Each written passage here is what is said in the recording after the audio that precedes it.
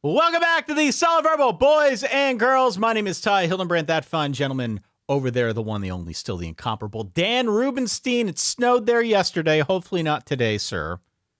In the heart of the Midwest, Chicago, Illinois. It's been raining here for like 3 straight days, but that's better than snow. How are you holding up? I'm okay. Everything is fine. Can I ask you a question? Always. Did you ever temp? Like out of college and high school? Were you ever like a temp and like thrown into the mix as like somebody at the front desk or somebody filing stuff or anything like that? No, never had a temp. Had plenty of odd jobs, but never as a temp. I tempt, Ty.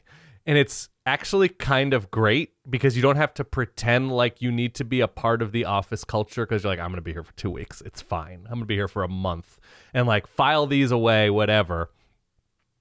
But as we get into springtime in the college football universe, and we actively have a number of schools utilizing temps via the portal. I was wondering where you were going with this. It's all coming full circle. I temped for probably 5 different companies, by the way. I was a long-term temp at DreamWorks Animation out of college because I had all sorts of plans where I didn't want to be locked into and I worked 3 hours a day. It was great. It was one of my favorite jobs of all time. I started a blog. I played the hell out of some fantasy baseball. It was great.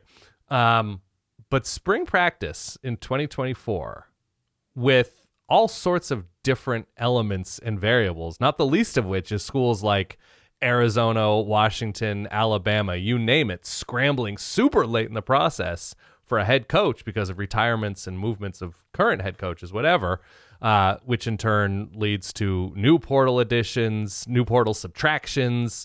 Spring practice is almost like, in some ways, an incredible steadying force that, okay, we've kind of have a good understanding of our roster, but at the same time, let's hope we can keep our roster together for the upcoming portal opening that's set to happen in a few days here, mid-April. And you're getting people in school, you're getting people in dorms, you're getting people in apartments, whatever, that hopefully the spring practice field is a place of peace in a world of chaos. So I'm excited to talk about this. I think that holds. Today's episode is all about spring seeds. Spring seeds, yes. Spring seeds. There's a lot new in college football, as most of our verballerhood already knows. We are going to go through some of those situations that we find particularly interesting, particularly exciting. Mm-hmm. In some cases, particularly curious. I don't know. There's just a lot new that we need to discuss. So without going into deep depth charts and schemes and details from afar, as we attempt to put together this primer for spring football, these are the things that I think are of interest to us. So we're going to go through that and much, much more. We're also going to bring back our old friend Michael Felder from the Hand in the Dirt podcast. If we're talking about all things spring seeds in football, Michael, with his Hand in the Dirt podcast, seemed like a willing participant in this here conversation. So we're going to have him on a little bit later. Also talk through with him. He's got some hot takes on the animal kingdom with respect to gardens and who gets the first round bye. So we do need to discuss this. Promise you, once we get there, it'll all make sense. The most important thing you can do, though, if you are listening to this podcast now in early April, hit the follow or subscribe Smack it button. Smash that button right now. Take a second. We'll give you a second. Take a second. It's subscribe, it's follow, it's whatever, wherever you're listening to this, Spotify, Apple, your preferred podcast platform. There it is. That's hitting that button. I can feel it. Hitting that button enables Dan and I to do what we love here on the show. That's true. More than anything, that supports what we do. So appreciate you hitting the button. Hopefully you appreciate what we're about to dive into here with all things spring, Dan. It has sprung, at least in some places. Maybe not there, not quite here. But spring is upon us. Definitely not sprung here. Okay. This is what I want to do. Because the college football landscape, gardening term, landscape, right? Yeah? That's not bad. Because the college football landscape, I want to get into the teams that are going through the most change, but change can be a good thing, right? That like maybe the soil was acrid and dry, right? So we're fertilizing things in springtime. We're planting, we're germinating, we're not going to see a finished product come April 27th or May 4th or whatever. No. But what we're doing is we're laying the groundwork. And whether that is learning a new language, whether that is getting to know teammates, whether that is doing more of what worked last year and hopefully improving via new players, via new coaches, via new strategy, that you are building upon or flipping something from last season come spring. Spring is not a time for dramatic change, but it's a time for laying groundwork. Gardening term, possibly. Yeah. I don't know.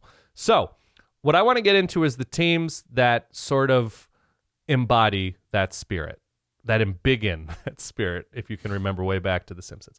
And so, like, what are the seeds that are being soiled that are intriguing you for a fall harvest? When it's time to pick the crop, when it's time to see the bloom, whatever.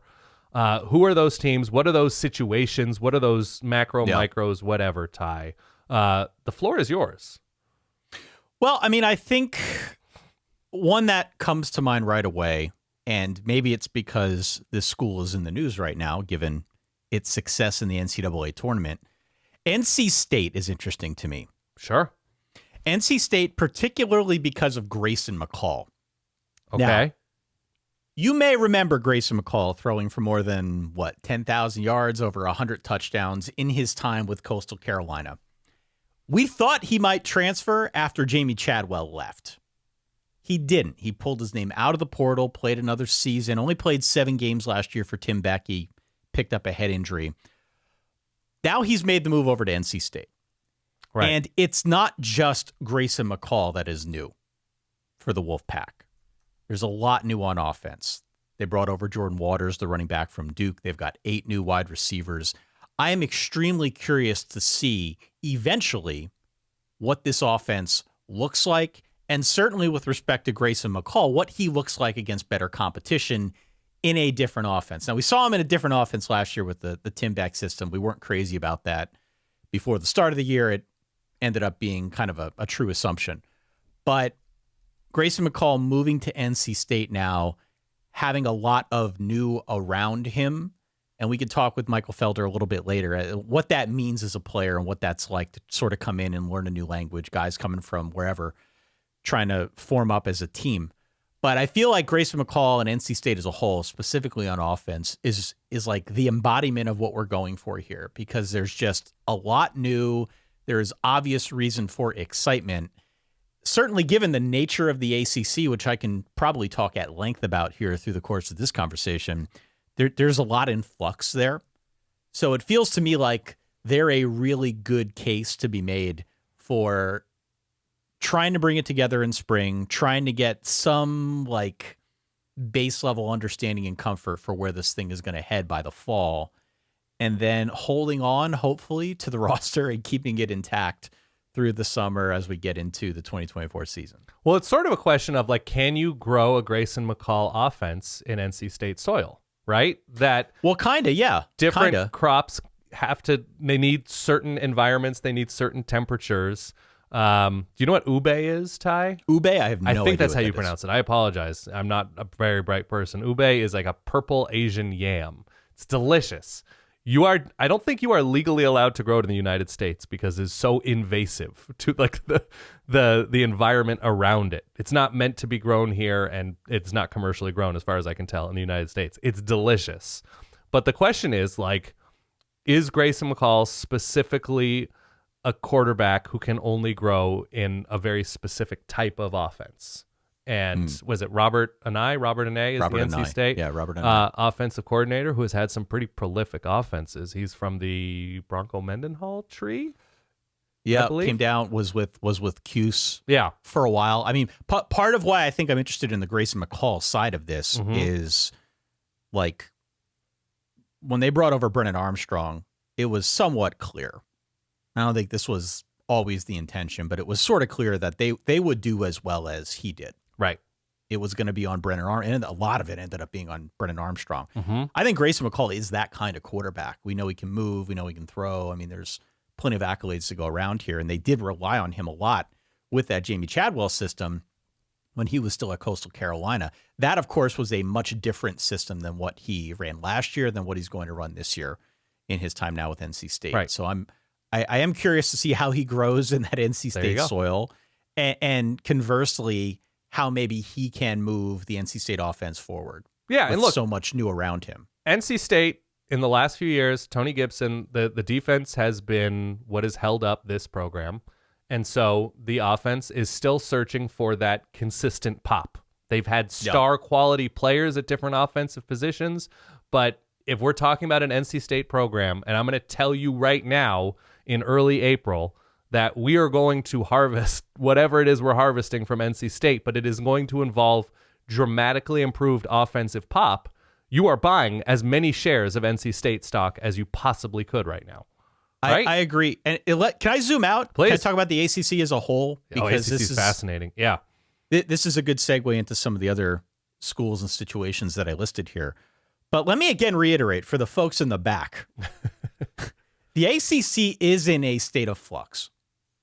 It is in a state of flux. There's a lot of talent, but we've got a ton of turnover at Florida State. Clemson, I think we assume, will be solid, but Miami is still building. NC State, just talked about NC State. Virginia Tech is interesting. Georgia Tech could be plucky.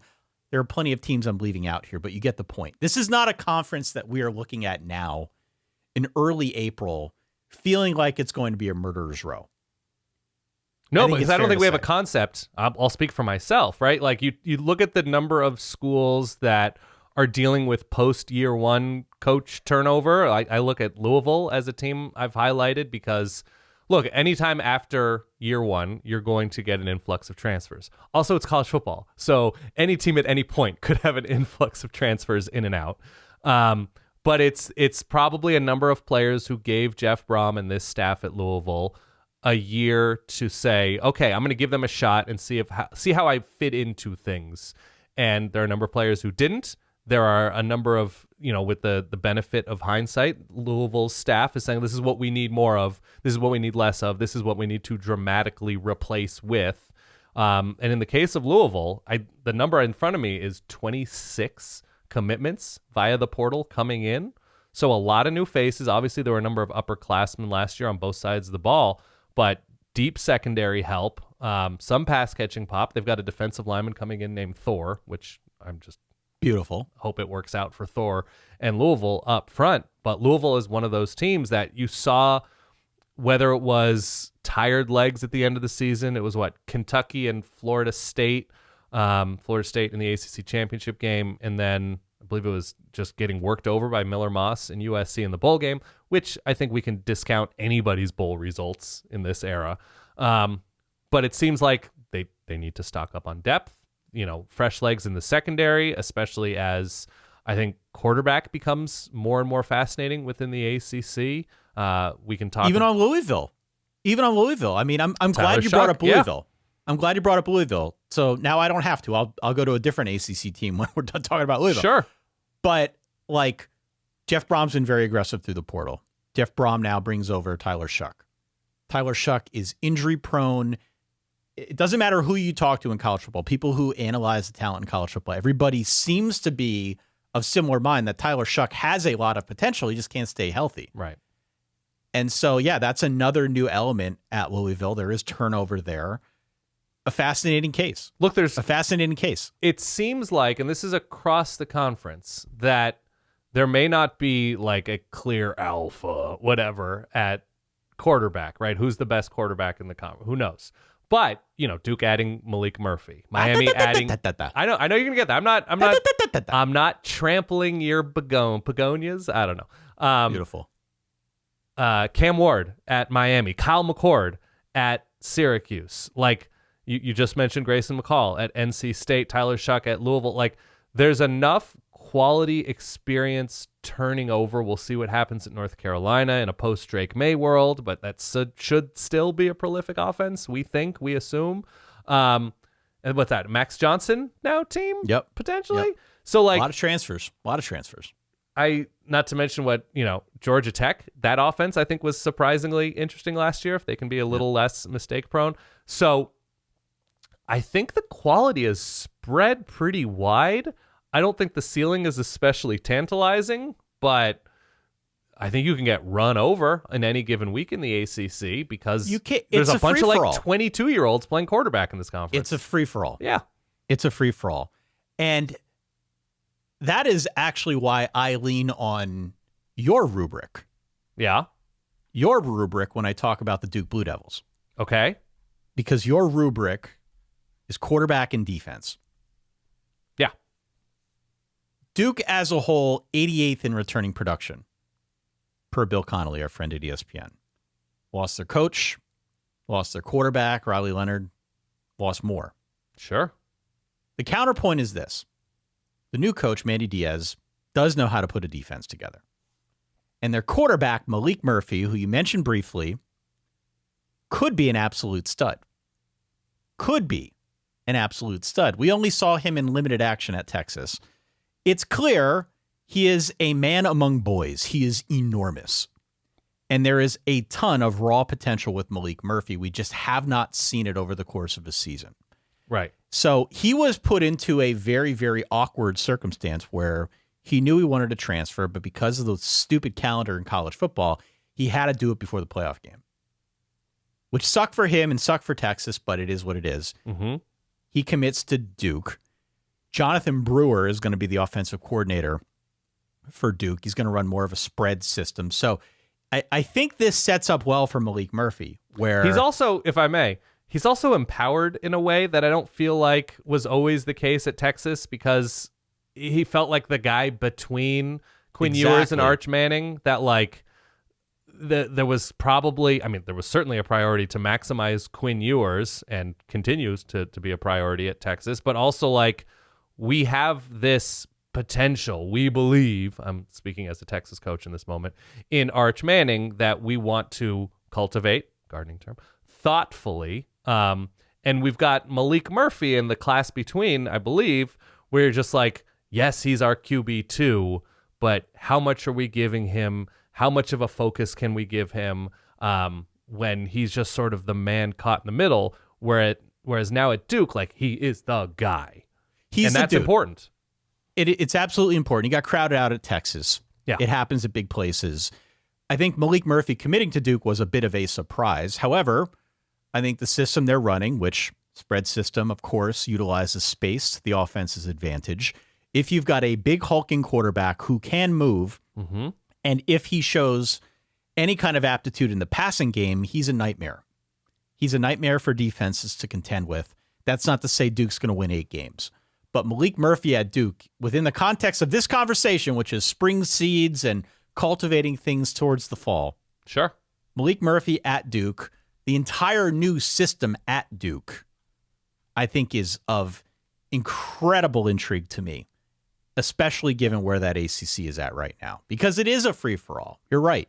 The ceiling is not particularly tantalizing. There's a lot we don't know about most of the teams in the conference. Let's be real about this. There is a lot new in the ACC. We can talk about Syracuse next. I know you got Syracuse on your list. Maybe we'll go there next. This is not an ACC show. I was going to say, Ty, people have been very generous with their time going this ACC heavy to start out. Let's come back to Syracuse. Where do you want to go next? Can I just to close the loop? Is that a corporate term that you've used before? Yes. To close the loop on Duke, it's also a school that's not going to be able, like Louisville, like Texas A&M, like Oregon, like whoever, that they're going to be able to take 23 transfers because of some academic restrictions, right? That like Duke, Notre Dame, Stanford, whoever, that like Northwestern, that they are going to have to do an especially good job evaluating high school players, developing high school players, and keeping high school players happy, either culturally, financially, whatever. And so Malik Murphy is an incredible, starting point. But when you lose a head coach, you're going to lose that head coach's recruits and head coach's staff like they did with Mike Elko. And so what Manny Diaz and now Malik Murphy, they're going to have to be especially good with the pieces that are there, knowing that they can't roster build to the same degree that a lot of programs can. Let's just go to Mike Elko and Texas A&M because they're a fascinating team to me, given what I would say was sort of a chaotic tenure with an incredible high. Or look, Zach Calzada beat Alabama. That's an incredible high if you're a Texas A&M fan. But the high of 2020 and Kellen Mond combined with the chaos of, an incredible recruiting class, Jimbo being an excellent recruiter and a stubborn offensive mind and cycling through assistants and Bobby Petrino coming in for one last chance. And now Texas A&M bringing in Mike Elko. And I think this has been the consistent conventional wisdom, is that they are paying for stability. Yeah. They are now looking at the future of college football, and it's going to be chaotic via realignment and via, a changing postseason. And the word on Mike Elko is he communicates. He is likable. Like, he has a vision, and this is not something that he intends to fix in the spring, but you can kind of see via who Texas A&M has lost, notably some pretty major names along the defensive line, who they've brought in, some pretty major names along the defensive line. I think it's Nick Borton, who comes in from Purdue, is one of the headliners there, who returns to his home state. That the focus is on the secondary, the focus is on defense as a whole. Offensive line remains a big question for Texas A&M. It's all going to be addressed. I think it's all going to be fixed thoughtfully. But the fact is, Connor Wegman is healthy or rounding into form. And that's a terrific starting point, especially if the offensive line, which has been a focus both in terms of practice and in transfers brought in. What Texas A&M needs to look like this season is sort of beside the point. But if we're watching a Texas A&M team in the spring, in the fall, whatever, where you're like, oh, I see what they're going for. And they might be outclassed by LSU or Bama or Georgia or whoever. But the way that they specifically lost games last year, which was coming out flat to start the game or being in the thick of it and losing late, like the anti-Peter North team of 2023, not able to finish strong. That to me is going to be the fascinating thing with the seeds that are being planted in College Station. We know they're going to be playmakers on both sides of the ball. We know that this, especially on defense, is going to look like a team that is prepared for whoever they're facing. But they're just fascinating to me in that, like, can they do that full turn of like, oh, this is a program run by grown-ups right now. That to me is wild to think about with Texas A&M after the last, you go back to the Kevin Sumlin time and now looking back on the Jimbo era, that if they're flipping things to stable, it's a hell of a sowing season. I believe you referenced Nick Scorton. Not Borton, excuse me. Yeah, thanks from for Purdue. The fact check. Yeah, the edge rusher who comes down from West Lafayette. It was an interesting transfer cycle for Elko. Mm-hmm. 23 incoming, 22 outgoing. Just about broke even on the transfer portal front. I think you could argue that they lost more than they gained, but they were still, per 24/7, the number 2 team in college football with respect to transfer portal rating, team rankings, right behind Ole Miss and right ahead of Oregon, who maybe we could talk about in a little bit. Yeah, I don't know what the average in, average out was, but certainly losing Walter Nolan and LT Overton to other teams in the SEC. Pretty brutal. Absolutely hurts, but they did well for themselves.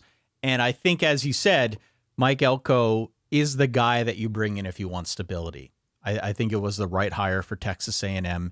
It may not have been the most sexy name out there, but stability truly is the currency right now in 2024 college football. You are just trying to be stable, given so much turnover with other coaches, with rosters, but also with he's the been system. There, right? He's been there before, right? And he was there for an extended time. He he has his rotation of takeout places, right? There's a familiarity. I don't know what his rotation is, but there is that element of like he's not starting from square one. He's not starting from square one, and I think it is important to emphasize that just because a lot of talent left, there is still so much talent on hand. Yeah. A&M is still flush with talent. I saw some comments somewhere floating around on social media. Maybe it was from Billy Lucci over at TexAgs, but he referenced the fact that there are so many questions with this roster, but yet so much excitement given the fact that they're flush with talent, given the fact that Mike Elko does bring a fresh perspective on how to run things moving forward, that, of course, it's going to be a difficult SEC schedule. That's just the way it works down south. However, there's just a lot of excitement. So if there are any schools out there outside of NC State that maybe embody the whole theme of this show, I think A&M's another one where you can look at and say, yeah, we're planting a lot of spring seeds here, and we'll see what materializes come fall. You get Riley Leonard week 1. You got a little narrative action going on. Narrative. I'm not ready to talk about that yet. But I didn't even put Notre Dame down on my list. I can't go there. I'm not mentally ready. By the way, just like quick little sidebar here, Riley Leonard has had 2 surgeries since leaving Duke. Riley Leonard will not be part of Notre Dame's spring football. That's not amazing. Yeah, had I believe the tightrope thing done on the ankle, and now it's a stress fracture. The prognosis is fine. He'll be ready. He'll be good to go. But for a mobile quarterback, yeah, it's something to keep in the back. By the way, very quietly, I don't have a specific expectation in the back of my mind for Texas A&M. Have you seen Texas A&M's schedule? I have. I've got it in front of me. It could go in so many different directions, as I guess technically everybody's could. But like, let's say we got a weird Riley Leonard thing at Notre Dame. McNeese, Florida on the road will be tough, but like this year's Florida, we'll see. Bowling Green, Arkansas going through it. Mizzou, as solid as it gets in terms of what we can expect. We should expect them to be very good this year. Mississippi State changes. LSU loses a Heisman quarterback and an offensive coordinator who record-breaking offense for LSU. Well, near record-breaking. South Carolina, New Mexico State, Auburn, Texas, which is incredible that we get that game back. But like in previous years, we've talked about like, look at these 5 games in a row. You don't really have that with A&M's schedule this year. No, it's a tough schedule, if only because it's an SEC schedule, if only because they've got a tough non-conference game against Notre Dame week 1. But missing Georgia, a stiff breeze, some luck. Look, Lane Kiffin owning Jimbo, that's not a thing this year. No Ole Miss, no Tennessee, no Georgia, no Bama. Like, that's pretty You could do nice. a lot worse. No Oklahoma. You could do a lot worse. I don't hate this A&M schedule. If, right, we get healthy Connor Wegman, knock on wood. Colin Klein works out at offensive coordinator. They figure out the offensive line. You know, we're planting a lot of hope right now. But I'm filing things away right now for like year 1 Duke, Mike Elko, year 1 Texas A&M. My voice is going up a register. That's all. They might be favored week 1 against Notre Dame. I don't know how many surgeries Riley Leonard has in him between now and opening day. But I could see them being favored. I could see me taking the points if they're not favored. Games in College Station, right? Games at Kyle Field, yeah. Okay. I don't like that matchup, but I'm a petrified Notre Dame fan. Can I talk about Oklahoma while we're talking about all things SEC? I also looked into Oklahoma. Thrilled to have a discourse, Ty. Thank you. Yeah, sort of a new thing to be talking about Oklahoma's offense in this specific context today. The Sooners are 111th in returning offensive production going into this season. I have not done the full deep dive of their 2-deep roster, whatever. From what I can gather, at least half of the line turns over. We know that Jackson Arnold is going to get the keys now that Dylan Gabriel is gone. I think to the contrary of what we just discussed with A&M, you look at Oklahoma's schedule, it is not spaced out that well. The back half of this schedule is murder. Texas for the rivalry. They're at Ole Miss. They're at Mizzou. They're home against Bama. They're at LSU to close out the year. That's a hell of a back half of the season. Yeah. Okay. Welcome to the SEC, one and all. I truly do not know how I feel about Oklahoma this year. And I don't know because the flip side of that offensive argument is that they're 4th in returning defensive production. And we know the defense took a bit of a step forward last year. Sure. Maybe the defense is rounding into form just in time to join the SEC. That would be, I think, a huge coup for Brent Venables because that has been the question the last 2 years. Can we take a collective second as Notre Dame and Oregon humans to sigh in jealousy over Peyton Bowen? Yes. Yes. Very good. Yeah. Very good. But the point of this segment on Oklahoma is to look at that offense. Yeah. And I think it is easy to look at that returning production number being so low and feel a little bit put off by it, especially going into a new conference that we all would agree is harder than where they came from. That being said, Oklahoma has also recruited very well. Oklahoma is also very excited about Jackson Arnold. Oklahoma has a lot of exciting pieces. They were somewhat young a year ago. Yeah. So I am very mixed on the Sooners going into this new situation with the SEC. However, I do know from talking to Oklahoma people how excited they were to see Jackson Arnold and some of the stuff he did in limited action a year ago. New offensive coordinator as well. New offensive coordinator. Like promoted Seth Luttrell. Yeah. Correct. So I just think there is an interesting stew of things in Norman, totally separate from going into the new conference and playing the tough schedule and all of that. The defense looks like it is rounded into form, and I think that is a reason for excitement going into the SEC. However, the offense has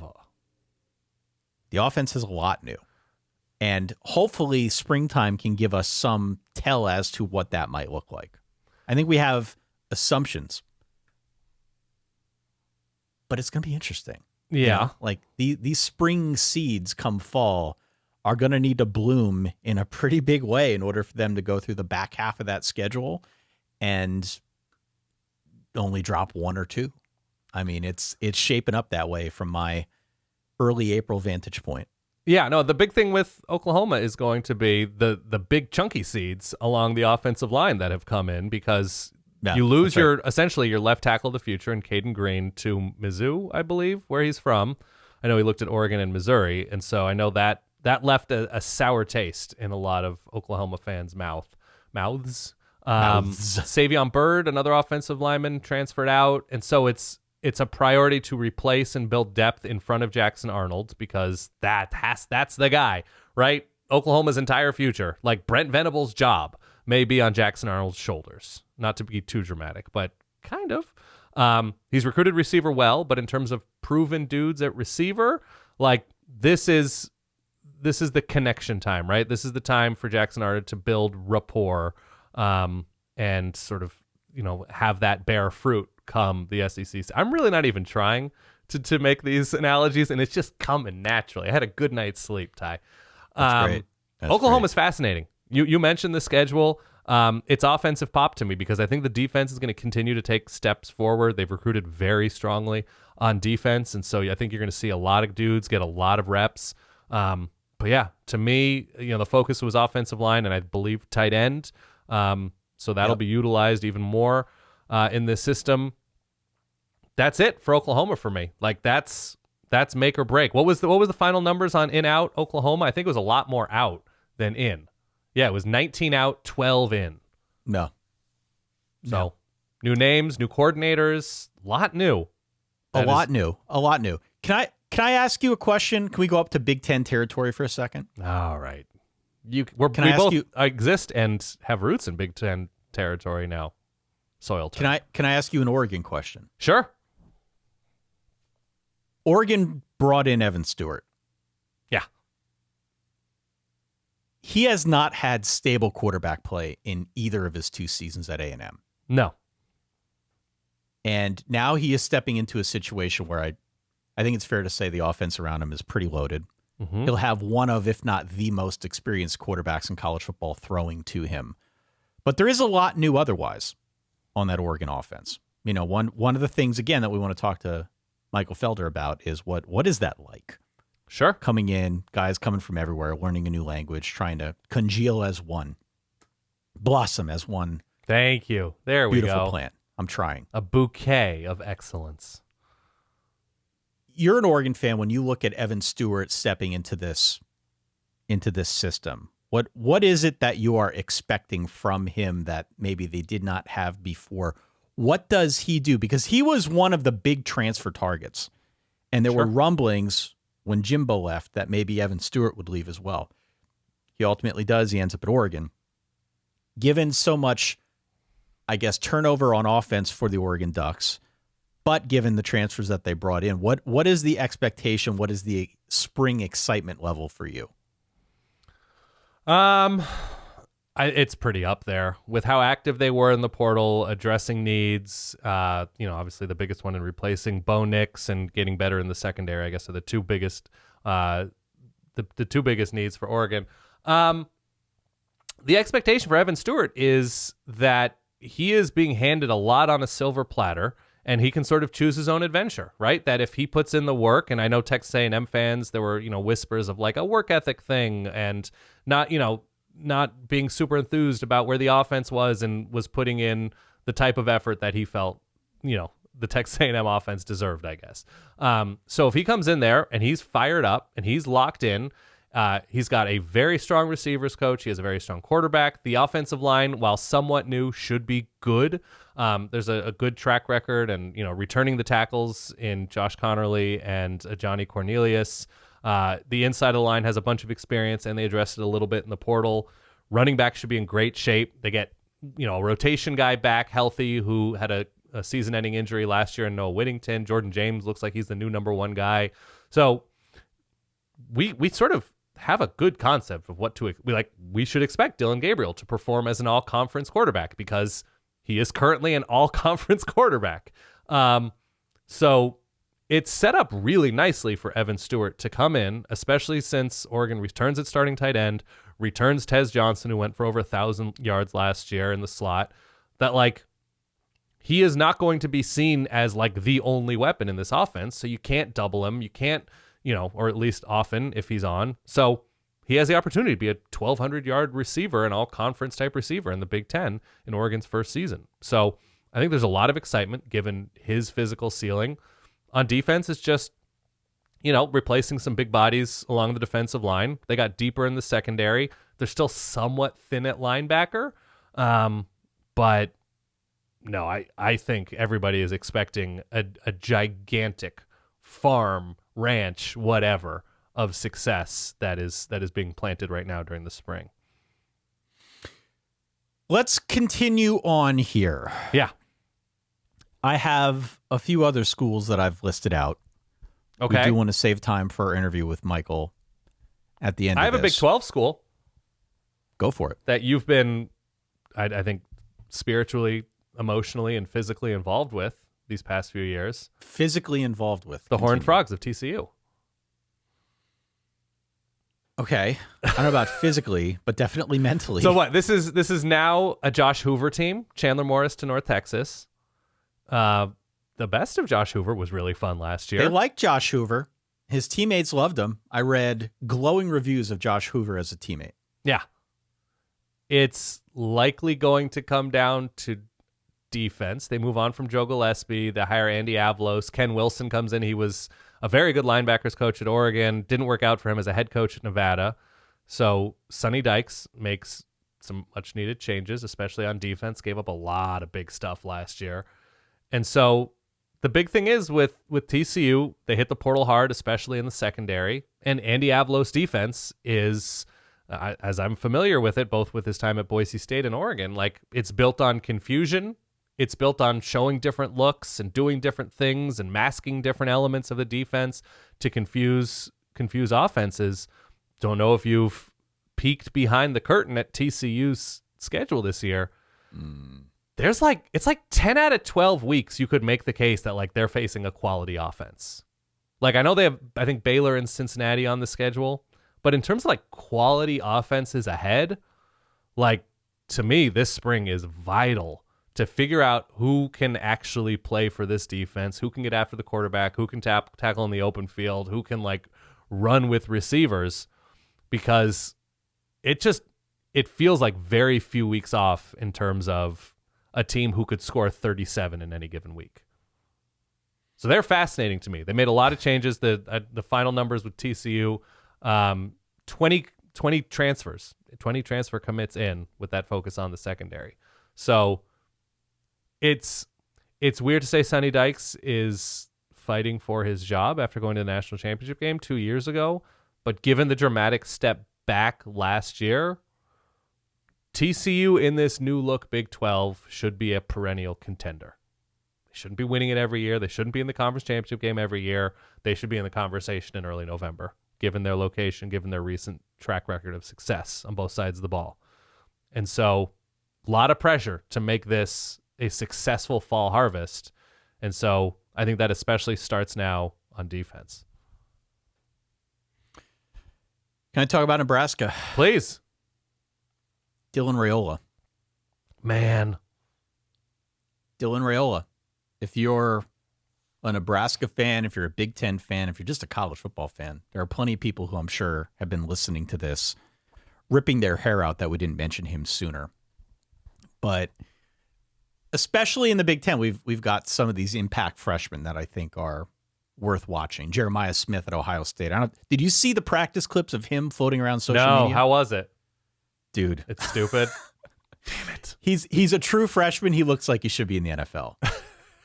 He looks like he should be in the NFL. How built is he, though? I feel like he kind of has like a Devontae Smith body, but maybe I'm wrong. No, he's like 6'3" and just a dude. Okay.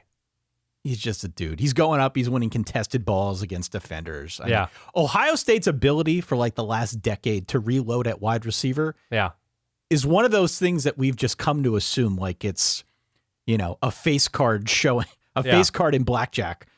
But it really incredible. Even Bama hasn't done what Ohio State's done at the receiver position. It's been remarkable. So Jeremiah Smith, if you've seen the clips. Can he play left guard?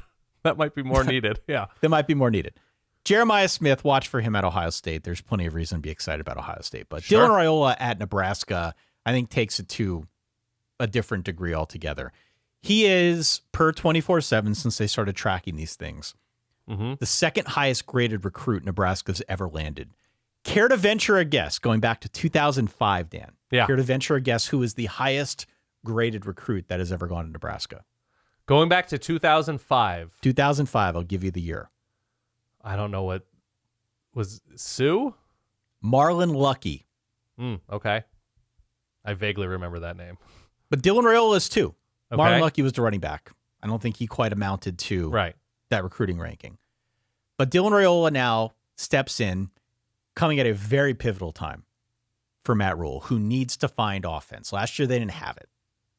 Raiola is going to start. I got to believe that was one of the conditions of him flipping to Nebraska from Georgia in the first place. He is not going there to ride the pine. Right. We don't see a whole lot of freshmen step in at major programs at quarterback on day freshman, one. Yeah. We just don't see it. It's not something that we've grown that accustomed to, especially at a situation like this where there is a lot riding on him. There's a lot of boomer bust potential here with this one, Dan. A lot of it. He seems very talented. Yeah. We have not seen him in this setting. We have not seen him behind this offensive line with this other skill talent around him. I think there is a ton of reason for optimism here and a ton of reason to be a cynic. And so to say that I'm excited is an understatement. To say that I'm a bit of a cynic is also an understatement. I am squarely on the fence with Dylan Raiola, and I think spring can help us answer that because we'll see him in spring. We'll see what he can do on some limited basis for the Cornhuskers when they play their spring game, do their spring scrimmage. You can't have this conversation without mentioning him because he's sort of like the big new name, not a transfer, but obviously a high-profile freshman who stands to make a pretty big impact on the offense, for good or bad. I think he's going to be such a good transfer quarterback in 2 years. I say that because I'm a snarky piece of garbage. But I don't think Nebraska is set up to succeed with him in a way that will house his talents appropriately. I think there are some parallels with Bo Nix at Auburn, right? Where like you're the chosen one given your family connection. Now he didn't grow up in Nebraska in the way that Bo Nix grew up in Alabama. But I think that there's just no way he lives up to expectations because the expectations are so outsized. Like I don't think he's going to be able to grow, gardening term. I don't think he's going to be able to grow appropriately, right? That like this sort of thing takes time. And this is why the gardening analogy works out really well. You plant, you fertilize, you get a bunch of sunshine, you get water, and you're patient, right? You're not growing stalks of sunflowers. You're not growing a carnival best in show pumpkin that's, weighs 147 pounds overnight. And the hope with him is that we're getting a Jack and the Beanstalk situation, that we're planting magic beans and he is going to ascend to the heavens overnight. And that's pretty good, Ty. You know that's pretty good. I'm not great at a lot, but you're trying. It's an E for effort. But no, first of all, the magic beans bit, Ty, that was killer. If I can reflect upon something I said 30 seconds ago. No, I think that's what it is. I think that there's this expectation that there are magic beans in Lincoln. And based on where the offensive line wasn't last year, or where the offense wasn't, where this offensive coaching staff wasn't last year, it's very difficult to envision a situation in which, and I think Matt Rule is a very good coach, but the track record of his offense is not incredible. It's just hard to imagine that the situation in Lincoln is one where he can thoughtfully grow and thrive. And so I'm not down on the situation without a little bit of hope, but also like I feel kind of bad for him that like so much is being heaped upon him immediately, and there's only so much that he can do as a freshman with the surrounding talent, with the coaching staff, and I don't know what Nebraska's schedule, I don't have it in front of me, but like it's fascinating. I genuinely, this is not me being like facetious, I hope it works out because it would be very cool. Well, I do too. It would be great. But it'd be great. It does have that whiff, once again, of magic beans. We'll see. We'll find out soon enough what he looks like. We will. I don't know what else you have here. We do have Syracuse to talk about. We promised that we would. Well, we have like a 4-part Syracuse preview coming, do we not? The 4-part for our friends in Central Western New York. Yeah. Yeah. Any other teams quickly that you want to discuss here? I mean, look, everybody's fascinating, right? Like USC with a new coaching staff is fascinating. What they do at quarterback, that should be really fun. Jaden Mayava or Miller Moss.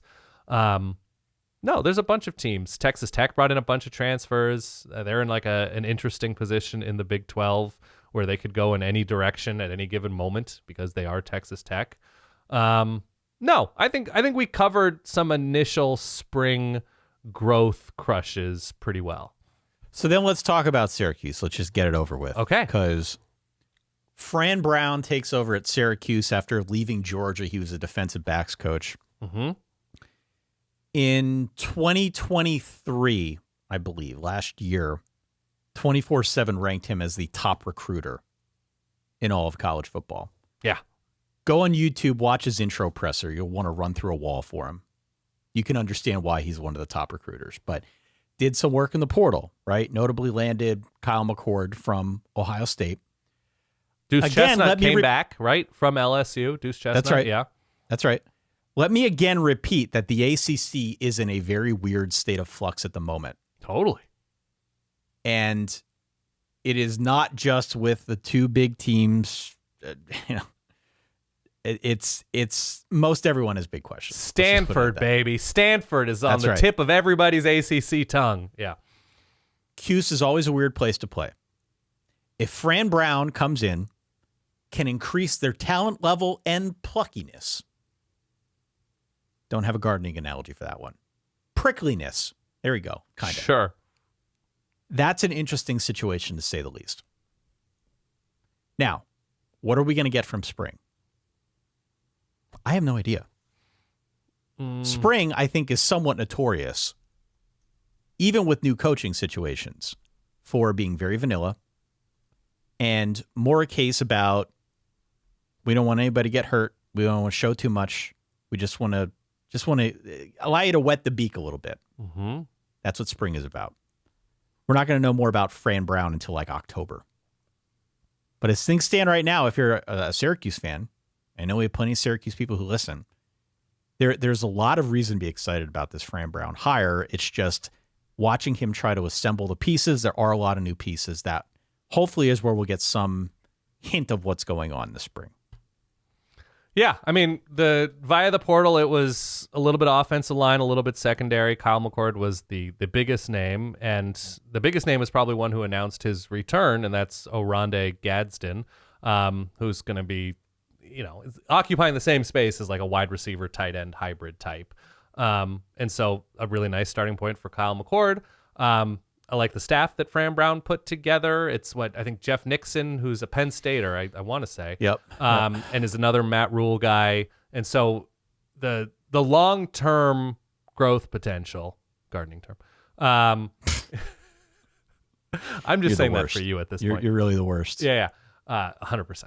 Is that the staff is put together to recruit the Northeast and bring in high 3 stars, low 4 stars, be it from New Jersey, Pennsylvania, New York,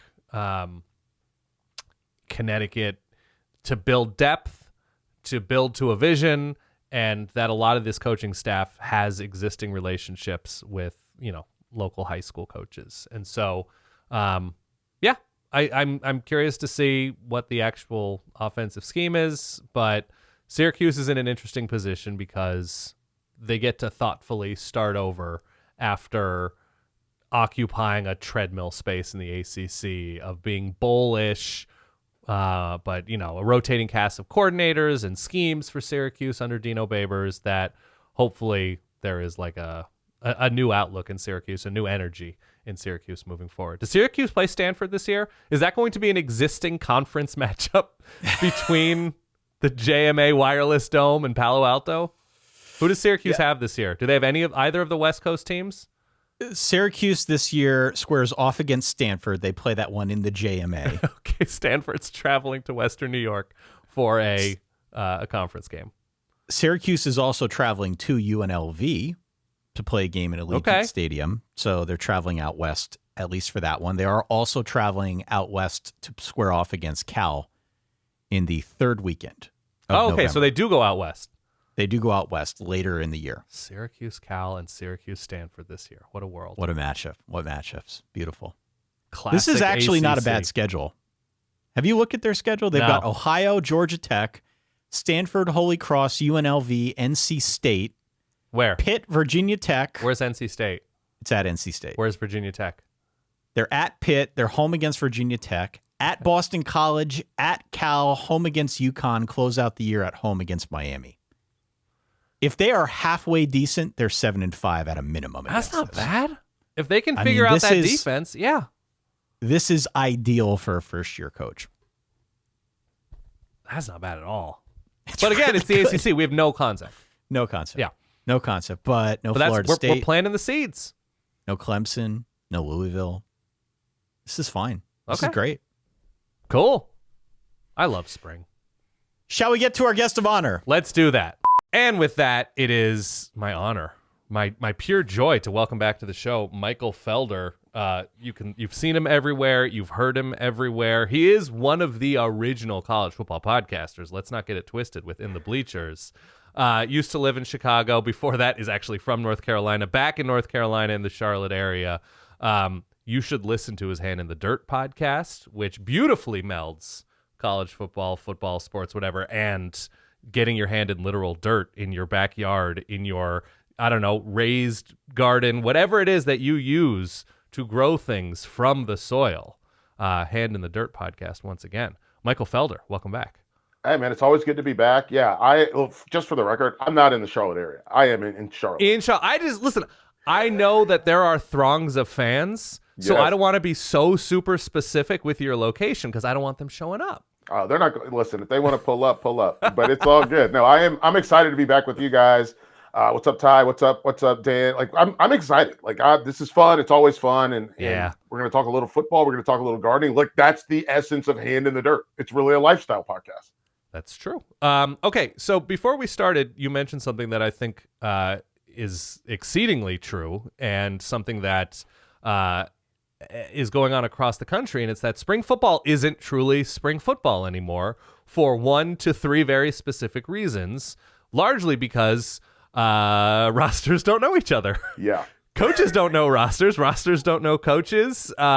Everybody's wearing name tags. Everybody's learning a new language, right? We all went to college, and when we got there, they said, okay, so you're going to need like a year, 2 years of whatever language you want in order to get this degree.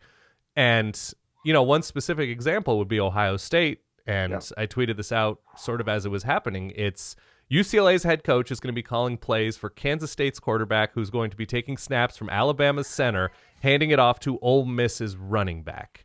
And so Ryan Day is now standing at the head of the class and saying, here's how we call things. Here are the names of our plays. Here are our hand signals. Here's how we adjust things. And everybody's taking notes like they've never been there because they haven't.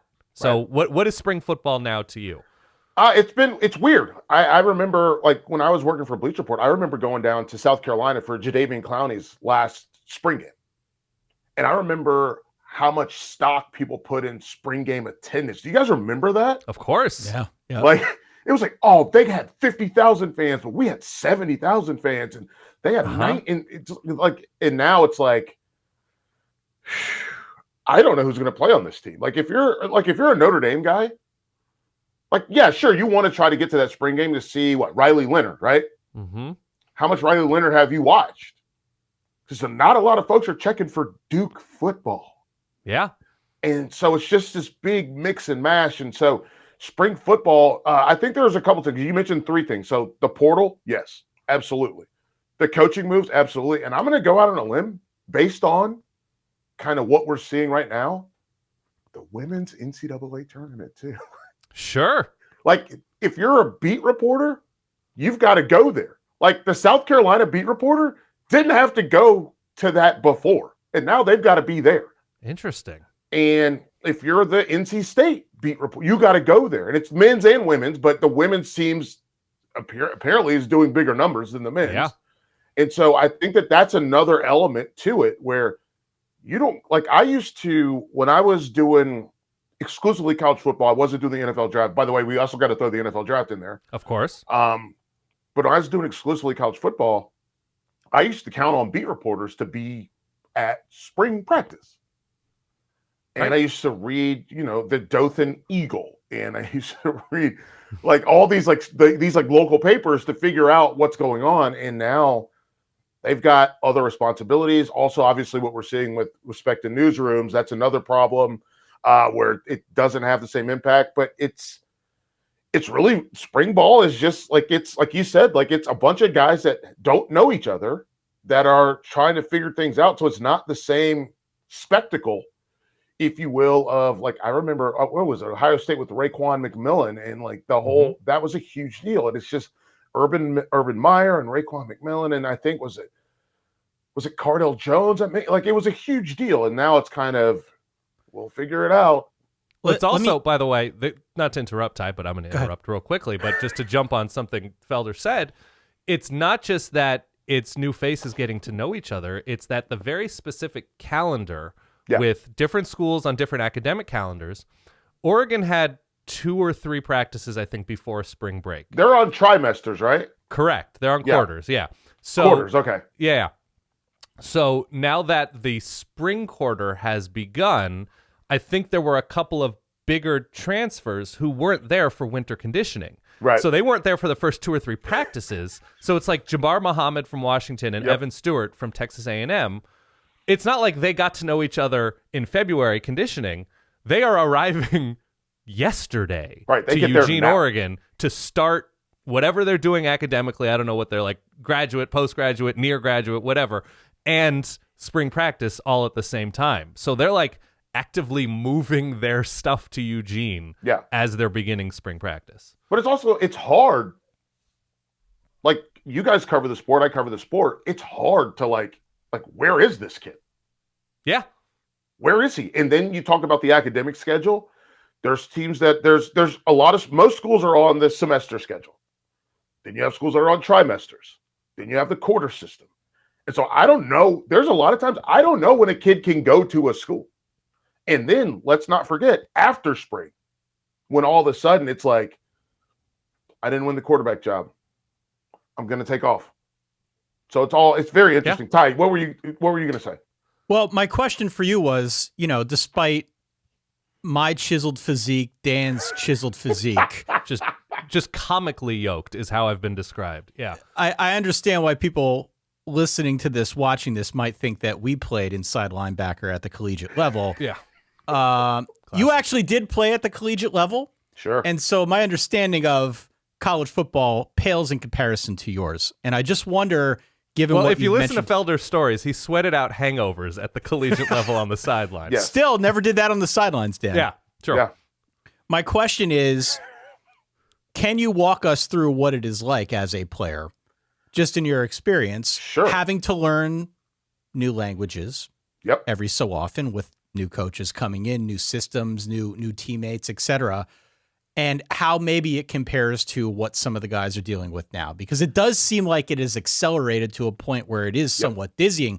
At least from the outside, I can only imagine what it's like on the inside. What is that process like, and how do you think it changes the perspective for some of these new players who are just stepping foot on the campus of, Notre Dame, Penn State, Ohio State, Alabama for the first time? Dizzying, I think, might be the best way I've heard it termed, honestly. Like, that's a perfect word, because like I remember, so I played college football is a big exception. I practiced a lot, and that's what I did. I practiced More than us, ton. man. More than us. But we, my freshman year, when I got to UNC, I was a strong safety. They were like, they put me on scout team. They said, guess what? You're going to come in, and then next year, hopefully we're going to find a scholarship for you. And I played for Jim Fleming, and I played under Jim Fleming was a defensive backs coach. And Dave Huxtable was the defensive coordinator. And Hux played this half field defense where one half of the defense played one thing, the other half played another thing. And we didn't really talk to each other. And guess what? We were terrible. We were 117th in the country. And it was very bad. And then everyone gets fired. So we have a new coach come in, Marvin Sanders came in from Nebraska. So I played in Bo Pelini's defense. We played with Peso, and it was a cover 2 base defense, and it was a new language. It was a completely new thing, right? We had to talk in a different way. We had Tucson, and I was like, what is Tucson? I'd never heard of Tucson. And so I had to learn Tucson. Tucson was, oh man, I'm old now, but Tucson, I think, was cover 6.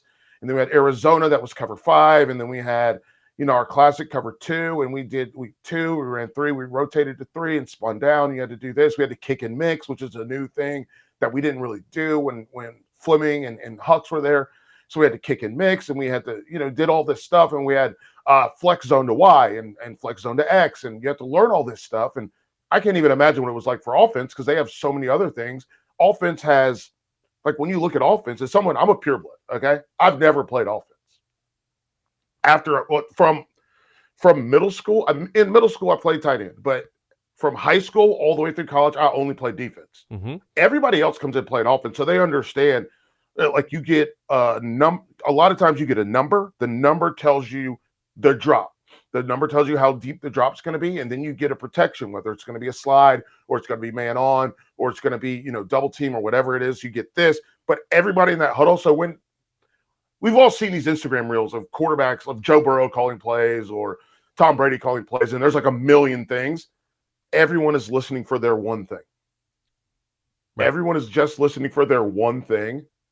If it's like F out, blah, blah, this, it's like the offensive linemen don't care about that part. All they care about is what protection they're, what number and what protection that they're doing. And so it's a whole new language, and you have to speak it. And I guess that's why I also get upset when people call these guys dumb. Right. Because it's like drinking through a fire hose. And that's what we're dealing with the guys. If you just got to Oregon, they've already had 2 spring balls. Mm-hmm. Bro, I hope they got you. I hope you have an iPad. I hope you already had an iPad. Right. To go through and look up every single thing that you're going to have to learn, because they're not going to slow it down for you. And if they have to slow it down for you, that means that you're going to be operating out of a limited package. If you're operating out of a limited package, that makes you less dangerous, because that means that everybody else is going to figure out he's only in when they're doing this. So you've got to be able to digest the whole meal of the offense or the whole meal of the defense. Because if you can't swallow that, if you can't digest that, it makes it a lot easier for other people. Because especially, listen, we talk about Alabama, we talked about Notre Dame, they got analysts. Mm-hmm. Their job all day, all they're doing is looking for tendencies. Oh, when this guy's in, they run. When this guy's in, they pass. This guy can't pass block. Okay, so we know that. So we're going to make sure we augment what we do based on that. So if you're a fan of whoever, you're a fan of ASU, Sure. you're a fan of Iowa, Yeah. whatever, and you are interested in spring football, and you are reading the local beat writer Iowa's beat writer may not be covering Iowa football right now because their women's basketball team is the show.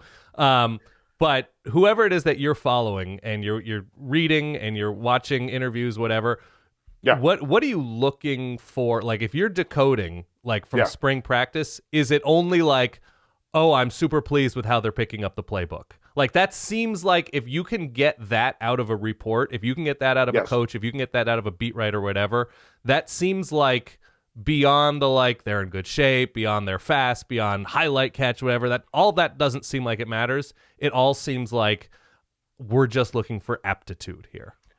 Cohesion. I would say Yeah. cohesion. I want to see cohesion. I want to see guys on the same page. If you're a new quarterback throwing to a new wide receiver, I just want to see them be able to be on the same page. Because Yeah. there's a reason guys don't throw at the combine. And it's because they want to throw to their own receivers on pro day. And I want to see pro day like things on the field in spring. And I want to see guys fly around like that's, and it's a cliche to say that, but I want to see guys be fast. Like, just fast is important. Like, I've always been told, if you're going to make mistakes fast. And so that's what I'm looking for. All right. Quickly, before we let you go, Mhm. because the theme of this episode surrounding this interview is really planting the seeds for Yeah. fall harvest, right? Yes. What is your garden? What does your dirt look like right now? What is an ideal? We talked about what's ideal spring on the football field. What does your ideal spring look like for you in terms of backyard growth? Oh, so I have this. It's not a community garden. It's just a 3-neighbor garden. Got it. I like It's probably that. 10 yards by 25 yards. Hmm. And there's tomatoes are already growing. Corn. What species? Of tomatoes? Yeah. A bunch of different ones. Okay. Beefsteak, Romas, a Sure. bunch of different ones, like Nice. cherries. So yes, we're cherubs. There's almost 20 yards of just tomatoes. Okay. And they're gonna cross pollinate, and so I have no idea what that's gonna look like. Yeah. You get nice little weird tomato children. Yeah, but we have that. I have corn. I put corn in my back in my own garden. So I have my Okay. own also garden. I like to grow corn. I also have sunflowers back there, and corn, sunflowers. Obviously, I don't eat the seeds or anything, but I love having sunflowers. It's my kid's favorite flower. Sure. We also have irises growing. My azaleas have already, we're not even to the masters, and the azaleas have already bloomed. Look at you. My roses. Is that purely decorative, or are you bringing it inside into a vase or something like that? So I have tulips out front. Those I will bring in and put in a vase. It's my wife's favorite flower. I've got variegated tulips. So the leaves, instead of just being green, they have like a white split and white edges. Okay. Which looks pretty cool. Was that intentional? Yes, absolutely. I bought those bulbs because I was like, these look cooler than just the classic tulip. And then I have to actually split my cannas. So I have canna lilies. This is my favorite. Okay. And these cannas come from my aunt Tootie, R.I.P. She sent me, and this is probably illegal, but she sent me a box from Houston, Texas, of these canna lilies that I saw when I was with her. Okay. And I love them so much. These things are going to probably grow up. They're going to grow to be 8 feet tall this year. And my neighbor across the street, she said she wanted some. So I'm going to wait till they sprout, and then I'm going to split them off, and I'm going to give her some. But that's how I got the irises. My neighbors had extra irises. Nice. They gave me some irises. Yeah, the canna lily is amazing. They grow so tall, and I've got orange with purple. Okay. They're beautiful. It's my favorite plant in the entire yard. Are we admitting on this podcast to being part and parcel to the illegal flower trade in the United States? Is that what I'm hearing here, or it's you know what I think if it's family to family, you're okay. I think it's good then. Then you're good. That gets under the wire, right? Great. Ty, do you have any planting plans? Yeah, I want to hear about this. Last year, the squirrels replanted my tomato plants for me. Yeah, here's the thing, Felder. What are you doing with pests? What are you doing fertilizing-wise to make sure that you're really approaching this thoroughly? And what are you doing with pests? So we have there's a chicken wire fence around the big garden. Okay. My garden, I only really the only edible that I grow in my garden, except out front, I have my last round of collards are out front. They're about to go to bolt, so I'm not worried about those. Okay. And the pests don't really like them, so that's fine. In the back, I'm only growing corn, and the only thing I have to worry about with the corn is deer. And deer are a problem. I think deer, in my mind, are probably a top 2 pest because squirrel also belongs in there. Yes, of course. And I'll tell you what, and I know it's going to happen at some point this year, I'll probably have a 5-year-old tomatillo grow in my garden because a squirrel 5 years ago decided that it didn't like it, but it did take it away from me, eat half, and then bury the rest and just leave it there. And that tomatillo is going to grow at some point. But deer, I think, are number 2. If squirrels, how do you deal with squirrels and deer? First round buy for deer. Yeah, first round buy for deer. You can't deal with squirrels. I was going to say, I think they've evolved to they're natural born assassin. Yeah, they're the top athlete in the pest world, and deer are number 2. Deer eat they eat roses and azaleas. So I'll have to send it to you, but I have footage from my ring cam of deer being at my front door and at my back door eating roses, just eating them. Jeez. And there's nothing you can do. There are no sprays. There are no powders. You can't pee all over your yard. I've tried everything. I've tried the pee thing. I've tried the hair thing. I've tried the cayenne pepper. I've tried everything. There's nothing you can do. A deer got into my neighbor's fence or inside my neighbor's fence, an aluminum fence, and absolutely kicked it to smithereens. This thing is bent a million ways. And it was a big text thread trying to figure out what the hell happened because I didn't do it and I didn't see anybody do it. Didn't even hear it, but it is bent beyond belief, and it's probably because of a deer.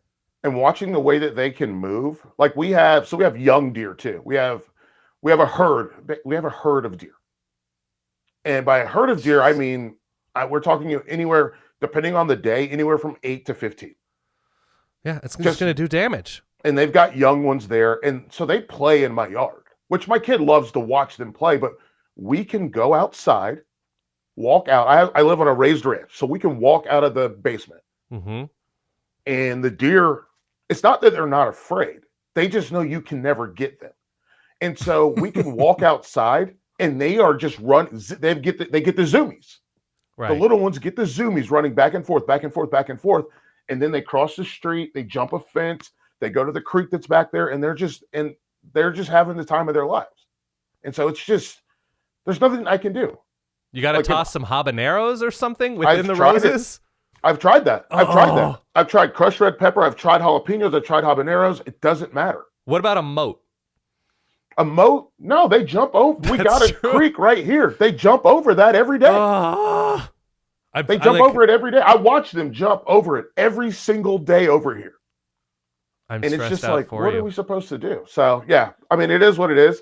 The only time I really get upset is when I've got a magnolia tree out there that's 2 years old. And that's the only time I really take action to go out and make sure that they're not eating that. What is your action? I go out there with a knife, and it's nothing I can do. What am I going to do? Yeah. But I go out, and at least I feel safer with a knife. You're wielding something. Yeah. I have something. I go out, I could take a baseball bat, but I don't. No, the knife feels better because it's at least I can get a stab in. You're 9 months away from rigging up this tree with automated air horns. I tried that with the motion detector sprinkler thing. Yeah. Nothing. They don't care. They don't care. So it's just as rough, man. I respect it. On a certain level, I respect the dedication to the cause. All right. Michael Felder, tell everybody where they can find you, read you, listen to you, watch you. So check me out on Substack. It's felder.substack.com. Learfield, College Sports Now is the show that we do all season long. Love doing that with those guys. And Hand in the Dirt, man. We got to get you guys back on Hand in the Dirt. Hand in the Dirt is it's so fun to do, just a show where yes, we talk about gardening, we talk about lawn care, we talk about football. We also talk a lot about high school, like the music you listen to in high school. Yeah.